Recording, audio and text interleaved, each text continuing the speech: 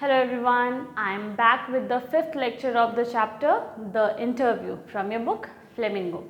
Students, in the previous lecture, we have already discussed that a reporter of the Hindu क्या है, एक newspaper, और उसी के एक reporter and his name was Mukund Padmanabhan. He was interviewing a professor जिनका नाम था उम्बर्टो एको. वो एक प्रोफेसर थे और सबसे पहले उनकी एक लाइन दी हुई थी, I am a professor who writes novel on Sunday, which means writing novel is his hobby. But we have also seen that he is a multitasker. He does many things. वो एक ही अपने life में ऐसे बहुत सारी चीज़ें हैं जो वो एक साथ बहुत अच्छे से हैंडल कर लेते हैं. So we saw that Mukund Padmanabhan was asking questions very politely and very calmly, and he was asking reasonable questions which was related to his work, which could entertain his fans or his readers. He was not asking anything unsensible or insensible, और कोई भी ऐसा चीज़ वो नहीं पूछ रहे थे जो कि illogical हो. All right, everything was related to his profession.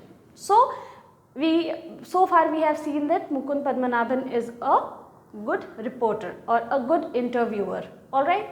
Now Umberto Eco as well, he was answering the questions very politely, very calmly, very patiently, and also he was not getting irritated by any of his questions. जो भी questions Mukund Padmanabhan पूछ रहे थे, एक भी question से उम्बर्टो एको irritate नहीं हो रहे थे. All right, he was not finding any question unreasonable. वो कोई भी क्वेश्चन उनको ऐसा नहीं लग रहा था कि ये बेफिजूल का क्वेश्चन और अब्सर्ड है, this is absurd, I will not answer this question, this is not related to my profession, और why are you even asking this question. ऐसा नहीं था. He was asking each and every question very calmly, very patiently. और एक और अच्छी बात थी, the question which he did not find answering directly, he answered them indirectly. कोई क्वेश्चंस ऐसे थे जो उनको लग रहे थे कि डायरेक्टली वो आंसर नहीं कर सकते क्योंकि वो अपना सीक्रेट रिवील नहीं कर सकते थे. यानी कि सबके लाइफ में अपना एक मंत्रा होता है, ठीक है, तो हो सकता है वो उसको नहीं रिवील करना चाहते हैं या बहुत ज़्यादा अपने लाइफ में किसी को इन्वॉल्व नहीं करना चाहते हैं, अपने दिनचर्या की सारी बातें वो नहीं बताना चाहते होंगे. तो he was answering them indirectly. वो उसको डिप्लोमेटिक आंसर कर रहे थे, डिप्लोमेसी के साथ आंसर कर रहे थे, ठीक है. डायरेक्ट आंसर नहीं दे करके भी वो आंसर दे रहे थे, जवाब उनको, उनके फैंस को, उनके आंसर्स में उनके जो सेंटेंसेस, जो स्टेटमेंट्स दे रहे थे उसमें फैंस को उनका आंसर मिल जाता, ठीक है. एक बहुत इंपॉर्टेंट बात उन्होंने कही, a very important thing which I found very interesting.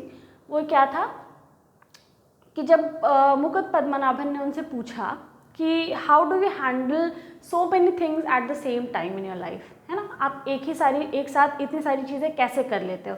Like I told you that he use to write literary interpretations, then medieval aesthetics, then semiotics and many other things. He also used to write novels, children's book, है ना. बहुत सारी ऐसी चीज़ें थी जो वो एक साथ अपने करियर में, एक पॉइंट ऑफ लाइफ में, एक पॉइंट ऑफ टाइम में वो क्या कर रहे थे, हैंडल कर रहे थे अपने करियर में. तो एक साथ इंसान इतनी सारी चीज़ें कैसे कर सकता है जब वो यहाँ से मेंटली बहुत ज़्यादा पीस में हो, है ना, जब उसका माइंड उस प्रिपेयर्ड हो, उस प्लान्ड हो, हर चीज़ उसको पता हो कि कैसे क्या करना है. अब हमारी लाइफ में क्या होता है कि सबकी लाइफ में हॉबी होती है, सबको को पता होता है कि ये काम मेरे पैसे कमाने के लिए है और ये काम करना मुझे पसंद है. कई बार क्या होता है कि हमारा जो पैशन होता है और हमारी जो हॉबी होती है वो हमको पैसे कमा के नहीं दे सकती है, उसके ज़रिए हम पैसे नहीं कमा सकते. तो हमारे पास एक अर्निंग सोर्स ऑफ अर्निंग होनी चाहिए, और दूसरी तरफ एक ऐसा पैशन होता है, एक ऐसा काम होता है जिसको करके हमें खुशी मिलती है, तो वो होती है हॉबी, ठीक है. लेकिन क्या होता है ना कि हम पैसे कमाने वाला जो हमारा काम है, जो मेन सोर्स ऑफ अर्निंग है, उसको करने में इतने ज़्यादा इंडल्ज हो जाते हैं, उसमें इतने इन्वॉल्व हो जाते हैं कि हम ये बहाना देते हैं कि अरे क्या फुर्सत ही नहीं मिलता है कुछ और करने का, तो इस काम से फुर्सत मिले तब तो, ज़िंदगी इतना व्यस्त चल रहा है कि कुछ और के लिए टाइम मिलेगा तब तो अपने लिए कुछ सोचेंगे. सपोज़ एक इंसान को गिटार बजाना बहुत पसंद है, ठीक है, और उसको गिटार बजा करके he feels very relieved, very stress free, क्योंकि वो उसकी हॉबी है। पूरे दिन का काम करके वो IT सेक्टर में काम करता है, पूरे दिन काम करके वो थक जाता है और उसको गिटार बजाना बहुत पसंद है, सिखाना बहुत पसंद है, या ये म्यूज़िक बहुत पसंद है रिलेटेड टू दैट, तो उसको ये सारी चीज़ें बहुत पसंद है। लेकिन वो अपनी लाइफ में इतना बिजी है IT सेक्टर में कि उसको गिटार को छूने तक का टाइम नहीं मिलता, उसके गिटार में धूल लग रहा है। और जब उससे उसके पैशन और हॉबी के बारे में पूछा जाता है तो वो यही रीज़न देता है कि अरे इससे फुर्सत मिले तब तो कुछ और करे। ठीक है, तो आप यहाँ सवाल ये आता है कि उम्बर्टो एको इतनी सारी चीज़ें कैसे हैंडल कर ले रहे थे। ठीक है, क्यों हैंडल कर ले रहे थे? Because he said a very nice thing that he uses all the interstices in his life. Interstices क्या था? ऑल द फ्री टाइम, जितने भी खाली समय था ना उसको वो बोलते थे इंटरस्टाइसेस। उन्होंने बताया था कि यूनिवर्स में जितने भी इंटरस्टाइसेस हैं अगर उनको ख़त्म कर दिया जाए तो पूरा यूनिवर्स हमारी मुट्ठी में सिमट जाएगा, इतना हो जाएगा। ठीक है, तो ये सिर्फ कहने की बात नहीं है, जितना भी खाली स्पेस है उसको सच में अगर ख़त्म कर दिया जाए तो यूनिवर्स सिर्फ इतना छोटा है, यानी कि यूनिवर्स की जितनी भी चीज़ें वो हमारी मुट्ठी में आ जाएंगी। यानी कि अगर आप अपने लाइफ से अपना खाली समय बिल्कुल निकाल दो, मतलब खाली समय बचने ही मत दो, तो उस समय आप क्या कर सकते हो? और भी अलग अलग चीज़ें कर सकते हो। He also gave an example that when you suppose when Mukund reaches his house, Mukund उसके घर आते हैं, and he while he is on the elevator and from the first floor to the third floor the time which he will take to reach the first floor and the third floor, जो first floor से third floor आने में जो time उनको लगेगा, while he was waiting for him, कि वो उनके लिए इंतज़ार कर रहे होते उतने देर में he would have written an article, उतने देर में वो आर्टिकल लिख देंगे। That means he is utilising each and every free time. जिस टाइम को हम लोग खाली समय बोलते हैं, ही यूटिलाइजेज दैट टाइम। और कहीं कहीं क्या होता है कि हम लोग अपने अगर बहुत ऐसा समय होता है जो हम लोग वेट करके किसी चीज़ के इंतज़ार में या सोच करके बिता देते हैं और उसको ख़त्म कर देते हैं, और फिर जब एक्चुअल करने का टाइम आता है तो हमारे पास सिर्फ एक काम बचता है जिसको कर करके हम डिप्रेस हो जाते हैं और लगता है कि ज़िंदगी ऐसे ही 9 to 5 वाला जॉब ऐसे सर्कल के जैसे चला जा रहा है। सुबह उठो, काम पे जाओ, शाम को आओ, फिर रात को सो जाओ, फिर सुबह उठो, काम पे जाओ, रात। तो ये एक सर्कल के जैसा ज़िंदगी क्या होता है, रिपीट होता जा रहा है और वो बोरिंग हो जाता है। लेकिन इनके लाइफ वो इतनी सारी चीज़ें इसलिए भी हैंडल कर लेते हैं क्योंकि ये अलग अलग चीज़ें करते हैं और सारी चीज़ें इंटरेस्टिंग बनाती है ना। ये बोर नहीं हो पाते, इनको बोर होने का टाइम ही नहीं मिलता है, क्योंकि जब खाली समय होता है, इंसान बोर कब होता है? खाली समय में। और खाली समय इनके पास है ही नहीं, क्योंकि वो उस टाइम भी कुछ ना कुछ कर रहे हैं। So he wants to teach us, this is a very big lesson that we people need to learn. ये हम लोग को सीखने की ज़रूरत है। Alright, so will move towards the chapter and will see the further questions that Mukund asks him and what he answers, और हम लोग देखते हैं कि उम्बर्टो उसका क्या क्या आंसर करते हैं। Alright, now when he says, जब वो कहते हैं कि मैं उतने ही देर में आर्टिकल लिख लेता जब तुम फर्स्ट फ्लोर से थर्ड फ्लोर तक पहुंचोगे और मैं तुम्हारे लिए इंतज़ार कर रहा होऊंगा, उतने देर में मैं खाली नहीं है, मैं खाली नहीं हूँ और मैं तुम्हारा इंतज़ार नहीं कर रहा हूँ, मैं उतने देर में मैं एक आर्टिकल लिख लेता हूँ। ठीक है, ये उनका टैलेंट है। Mukund, not every one can do that of course. और मुकुंद कहते हैं इस आंसर पे मुकुंद फिर से सवाल करते हैं कि हाँ, लेकिन सबको ये नहीं कर सकता है। जाहिर सी बात है, हर कोई अपने खाली समय को ऐसे यूटिलाइज नहीं कर सकता है। कोई इतना किसी में स्पेशल टैलेंट है आप में, ऐसा है ना कि आप हर खाली समय में एक नया काम कर लेते हो और अपनी लाइफ में नई नई चीज़ों को क्या करते रहते हो, आप एक्सपेरिमेंट करते रहते हो हर एक फील्ड में, है ना, कि आपको अलग अलग चीज़ें करने का शौक़ है तो आप हर अलग अलग चीज़ों को अपनाते रहते हो। ठीक है, तो लेकिन ये काम हर कोई नहीं कर सकता है। Your non-fictional writing, your scholarly work has a certain playful and personal quality about it. वो कहते हैं कि आपके जो नॉन फिक्शनल राइटिंग है, नॉन फिक्शनल राइटिंग का मतलब जो रियलिस्टिक राइटिंग है, जो रिलेटेड टू एकेडमिक वर्क है, जिसमें आप पढ़ाई लिखाई की चीज़ें लिखते हैं, थीसिस, रिसर्च, ये सारी जो चीज़ें हैं, ये सब नॉन फिक्शनल हुई, जो काल्पनिक नहीं है। ठीक है, तो ये सारी जो चीज़ें हैं, योर स्कॉलरली वर्क, स्कॉलरली का मतलब जो भी किताबें हुई जो रिलेटेड टू स्टूडेंट्स, जो बच्चों के लिए जो आप चीज़ें लिखते हैं पढ़ाई लिखाई वाली, उसको बोलते हैं scholarly work. Has a certain playful and personal quality about it. वो महज एक लिखावट नहीं होती है। जैसे एक टॉपिक पे बहुत सारी किताबें आती हैं, जैसे आपके ही सिलेबस में कोई किताब है ऑर्गेनिक केमिस्ट्री, तो उसमें क्या है कि अलग अलग पब्लिकेशन की अलग अलग किताबें, अलग अलग राइटर्स ने लिखा है उसको, किसी का समझाने का तरीका कुछ है, किसी का समझाने का तरीका कुछ है, तो वही तो उसको खास बनाता है ना, कि राइटर्स ने उसको किस तरीके से उस जो भी ऑथर ने उस किताब को लिखा है तो उसने उसको उसमें कितने अच्छे से एक्सप्लेन किया है कि एक राइटर के लिए के पीछे स्टूडेंट्स इतने दीवाने हो जाते हैं कि हाँ इसको पढ़ो ना, एकदम तुरंत समझ में आ जाए, खुद से ही पढ़ोगे तो समझ में आ जाए, तो मतलब कुछ तो क्वालिटी होगी उसमें। तो यहाँ पे मुकुंद यही बात कहते हैं कि जो आपके नॉन फिक्शनल राइटिंग होते हैं, जो स्कॉलरली वर्क होते हैं, जो स्टूडेंट्स के लिए लिखते हैं आप, उसमें भी क्या होता है, एक सर्टेन प्लेफुल मतलब उसमें क्या होता है, आप बहुत उसको मज़ेदार तरीके से लिखते हैं, प्लेफुल होता है, वो has a certain playful quality, ठीक है, कि वो बहुत मज़ेदार होता है, इंटरेस्टिंग होता है। एंड पर्सनल क्वालिटी, उसमें आपका पर्सनल टच होता है, यानी कि आपको कोई कॉपी करेगा भी ना तो इंसान की एक अपनी पर्सनल ख़ास बात होती है, ठीक है, जो सिर्फ उसी में वो चीज़ होता है, उसका क्या बोलते हैं, सिग्नेचर होता है वो। आप किसी के सिग्नेचर को फॉर्ज कर लोगे, किसी का कोई भी चीज़, कोई क्वालिटी को कॉपी कर लोगे, लेकिन एग्जैक्ट सेम आप जो उसका सिग्नेचर जो हुक होता है वो आप नहीं छीन सकते हो, है ना। तो यहाँ पे वही बोलते हैं कि आप जो भी काम लिखते हो, जो भी वर्क आप लिखते हो, करते हो, उसमें आपका एक पर्सनल क्वालिटी होता है, खासियत होती है, आप जो दिख जाता है कि ये उम्बर्टो एको ने ही लिखा होगा पक्का, ठीक है। बहुत सारे ऐसे सिंगर हैं, जैसे हिमेश रेशमिया, वो गाना गाते हैं तो हिमेश रेशमिया का कॉपी सब कर लेगा, बहुत लोग कर लेंगे, लेकिन वो जो हिमेश रेशमिया वाला टच है ना, वो सिर्फ वही दे पाएगा, ठीक है। तो वो इंसान का क्या होता है, वो उसकी क्वालिटी होती है, ठीक है, जो दूसरा कोई कॉपी नहीं कर सकता है। It is a marked departure from a regular academic style, which is invariably depersonalized and often dry and boring. वो कहते हैं कि आपका जो काम है, it is a marked departure. वो एक डिपार्चर है, डिपार्चर का मतलब होता है अंत, एग्जिट,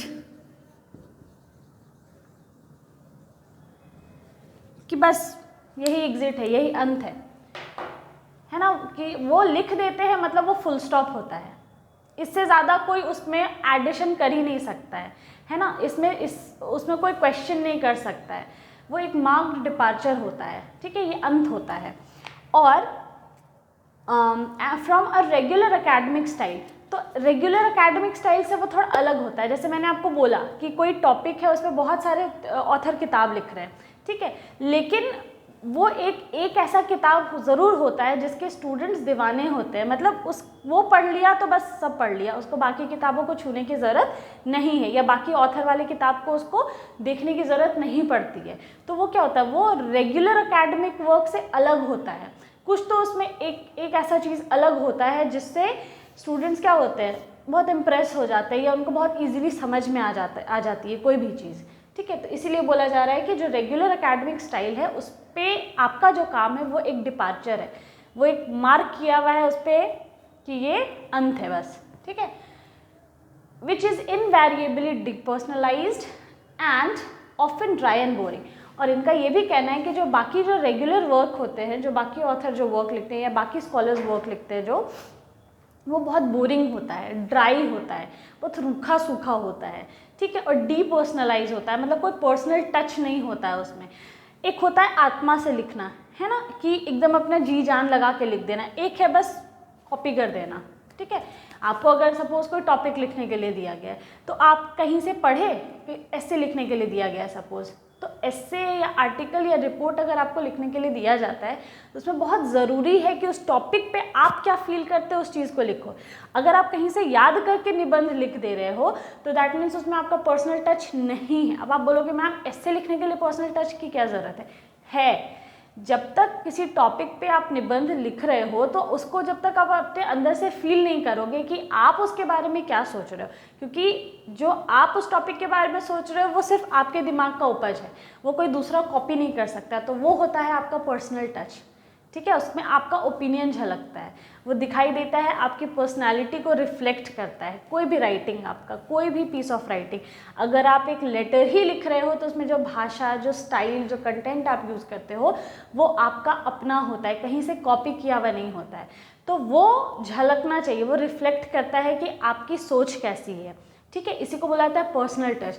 तो बाकी जो रेगुलर वर्क होते हैं उसमें पर्सनल टच नहीं होता है। ठीक है, लोग एनसीईआरटी को बहुत धुतकार देते हैं या पसंद नहीं करते हैं या अदर साइड बुक्स की हेल्प लेते हैं, लेकिन कभी आप एनसीईआरटी को बहुत जब गौर से पढ़ोगे तो एनसीईआरटी में ऐसे ऐसे एक्सपेरिमेंट्स हैं, ऐसे ऐसे यू कैन से थ्योरीज है, और इस तरीके से उसको डिफाइन किया गया है, समझाया गया है एक एक एक्सपेरिमेंट्स के साथ, जो हर थीम और थ्योरीज को, कि आप कभी उसको आप सिर्फ एक्सरसाइज में डायरेक्टली जंप कर जाते हो। अगर आप एक एक चीज़ को उसका जो कंटेंट है एनसीईआरटी का, वो जब बहुत अच्छे से पढ़ोगे तो आपको एनसीईआरटी से बेस्ट बुक और कोई दूसरा लगेगा नहीं।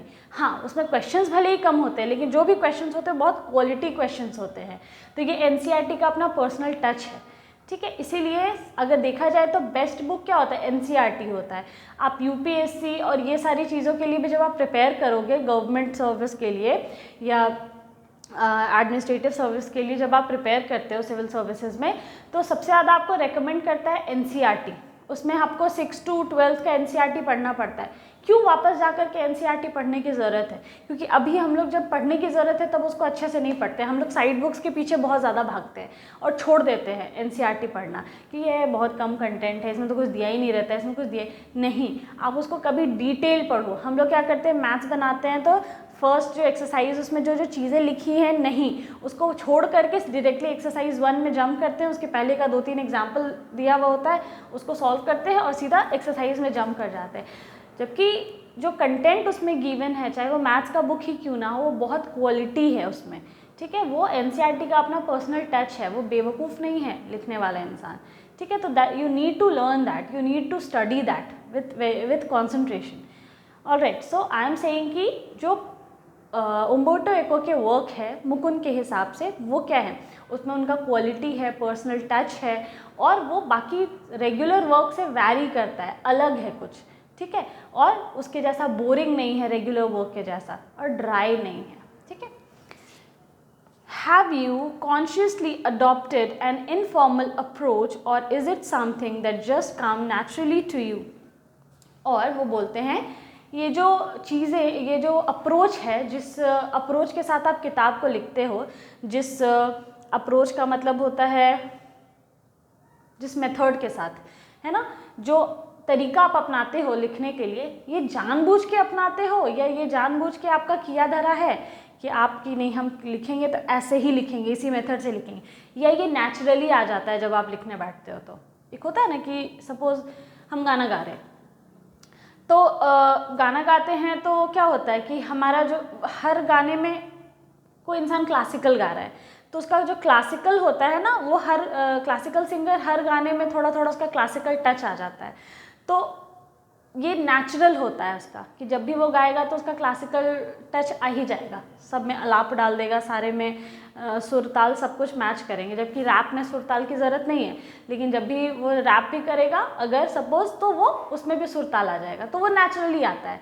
तो इसीलिए ये पूछते हैं कि आप ये जानबूझ के करते हो, ये जो आपका अप्रोच है कि आप जानबूझ के डाल देते हो, या ये कुछ ऐसा है जो कि नेचुरली आता है, अपने आप आ जाता है। ठीक है, तो ये सवाल मुकुंद करते हैं उम्बर्टो से। उम्बर्टो एको, when I presented my first doctoral dissertation in Italy, one of the professors said, scholars learn a lot of a certain subject, then they make a lot of false hypotheses, then they correct them at the end, they put the conclusion. तो उम्बर्टो एको एक example के साथ शुरू करते हैं। जब ये सवाल किया गया उनसे, तो उम्बर्टो एको कहते हैं कि एक बार की बात मैं आपको बताता हूँ कि जब सबसे पहले मैंने अपना डॉक्टोरल डिसर्टेशन दिया था, डॉक्टोरल मतलब होता है पीएचडी के लिए एक थीसिस वर्क रेडी किया जाता है।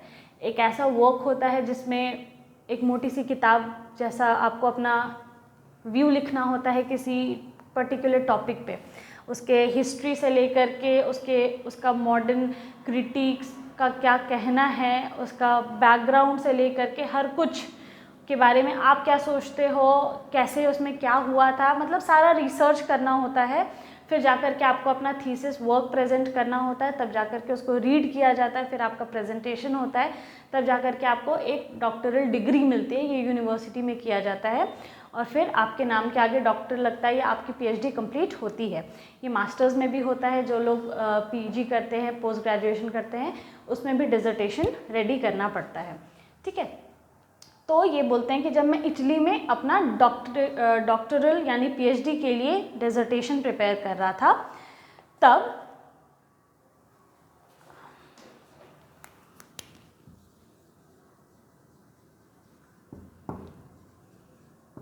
डिसर्टेशन ये समझो एक लॉन्ग एसे हुआ, लॉन्ग वर्क।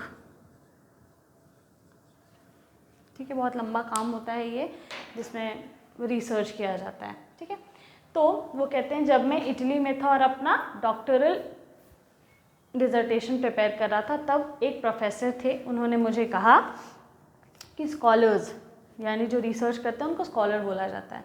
जो स्कॉलर्स होते हैं वो बहुत सारे सब्जेक्ट सीखते हैं, learn a lot of a certain subject, एक सब्जेक्ट के बारे में बहुत सीखते हैं। Then they make a lot of false hypothesis, और फिर वो झूठे हाइपोथेसिस बनाते हैं। हाइपोथेसिस का मतलब होता है अजम्पशन।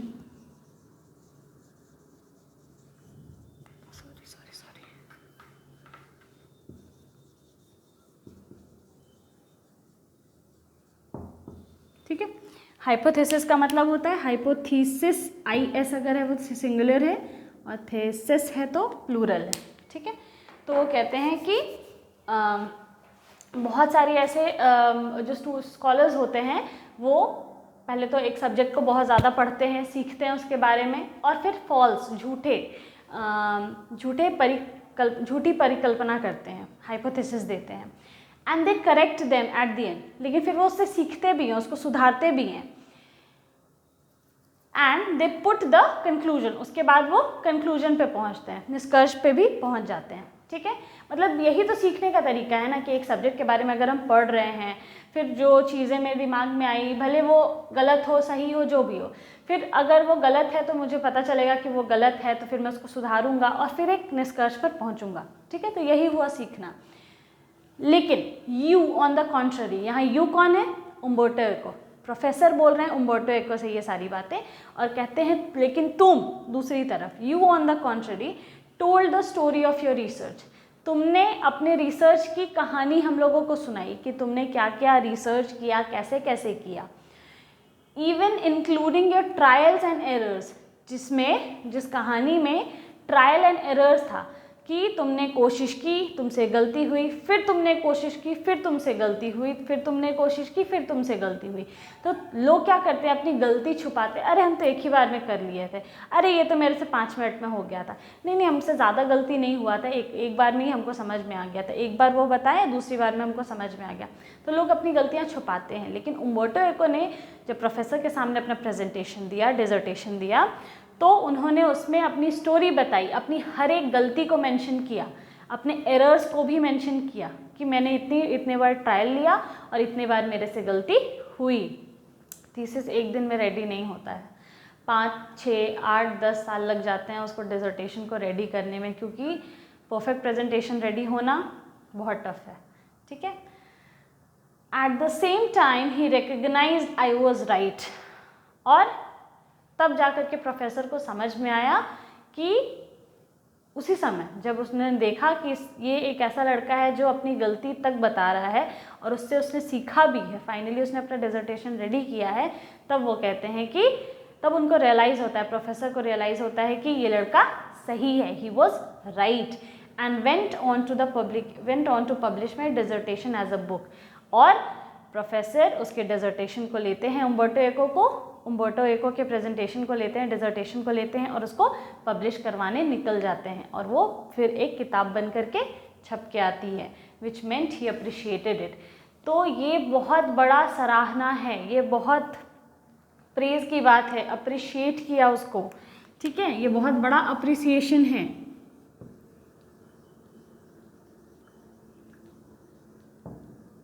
ठीक है। क्या है अप्रिसिएशन? कि एक प्रोफेसर को एक स्कॉलर का वर्क इतना पसंद आया, पहले तो उसको डांटे वो, ठीक है, डांटे, फिर समझाए और रियलाइज़ किए कि देखो ये लड़का इतना अच्छा है, और उसकी किताब, उसके डिज़र्टेशन को लिए और पब्लिश कराने भी चले गए, और एक किताब के जैसा वो छप के आया भी। और ये एक बहुत बड़ा क्या था, अचीवमेंट था उम्बर्टो एको के लिए। ये जनरली सारे स्टूडेंट्स के साथ नहीं होता है, या शायद समझो कि किसी के साथ नहीं होता है। 1000 में एक बच्चे के साथ ऐसा हुआ कि उसके वर्क को क्या किया गया, पब्लिश किया गया। इसका ये मतलब था कि उन्हें ये बहुत पसंद आया था। At that point, at the age of 22, और उस समय उम्बर्टो एको कितने साल के थे? वो 22 साल के थे। I understood about scholarly books should be written the way I had done.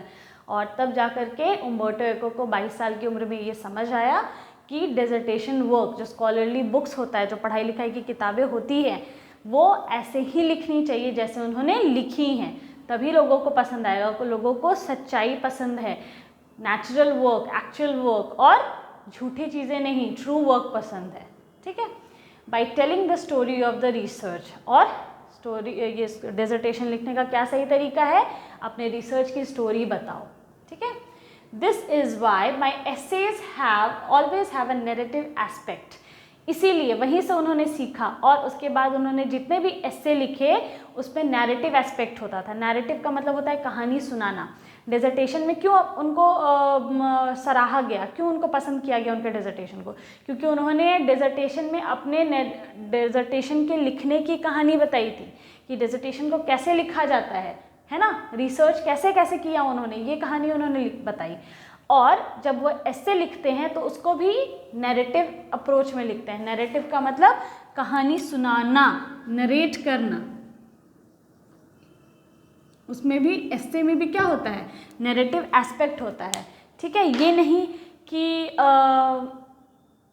Mahatma Gandhi के ऊपर ऐसे लिखना है, तो महात्मा गांधी का जन्म 2 अक्टूबर 1896 में पोरबंदर गुजरात में, नहीं, ऐसे नहीं, ठीक है। ये तरीका नहीं है ऐसे लिखने का। उनका जन्म कहाँ हुआ था, ऐसे ऐसे करके नहीं। याद करो लुई फिशर ने कैसे शुरुआत की थी, वो भी तो एक कहानी ही बता रहे थे ना, वो भी तो महात्मा गांधी के बारे में ही बता रहे थे, लेकिन उन्होंने कहानी के रूप में बताया उसको। तो किसी के बारे में बताना और कहानी के रूप में बताना, कि तुम बता भी दो उसके बारे में और एक कहानी भी सुना दो, तो दोनों काम हो जाएगा, है ना। तो कहानी के तौर पे किसी चीज़ को सुनाना वो ज़्यादा इंटरेस्टिंग होता है। इसीलिए उम्बर्टो एको जब भी कोई ऐसे भी लिखते थे, निबंध भी लिखते थे, तो उसमें नैरेटिव एस्पेक्ट होता था, एक कहानी बोलने का तरीका होता था। This is why probably I started writing narratives so late at the age of 50 more or less। और इसीलिए वो कहते हैं कि शायद इसीलिए मैंने कहानी लिखना शुरू किया, राइटिंग नैरेटिव्स मतलब नॉवेल्स, उपन्यास लिखना शुरू किया मैंने, और इतना लेट शुरू किया कि उनको समय लग गया ये समझने में कि वो लिखेंगे तो कैसे लिखेंगे। और उन्होंने 50 की उम्र में लिखना शुरू किया, मोर और लेस, मतलब 50, एग्जैक्ट 50 नहीं, एग्जैक्ट 50 नहीं, 50 से थोड़ा 1-2 ज़्यादा या 50 से 1-2 कम, यानी कि 49, 50 या 51 के एज में उन्होंने नॉवेल लिखना, उपन्यास लिखना शुरू कर दिया। तब इतना समय लग गया उनको ये समझने में कि उनको कहानी कैसे लिखनी चाहिए, उनको नॉवेल्स कैसे लिखने चाहिए। तो वो क्या कर रहे हैं, देखो अपने लाइफ एक्सपीरियंसेस से सीखते आ रहे हैं, गलती से सीखते आ रहे हैं, और उनकी गलतियों को भी पसंद किया जा रहा है। तो ऐसा नहीं है कि आपकी गलतियों को हमेशा उसके लिए आपको डांटा जाएगा। अगर आप अपनी गलती से सीख रहे हो तो वो अप्रिशिएट किया जाएगा, और एक टाइम ऐसा आएगा जब आप अपनी गलतियों को बताओगे कि हाँ मेरे से ये गलतियाँ हुई थी, तो लोग उसको पसंद करेंगे, क्योंकि उसमें आपकी 2 क्वालिटी दिखती है, सच बोलने की, दूसरा गलती से सीखने की। Alright, so we will continue this chapter in the next lecture. Thank you very much.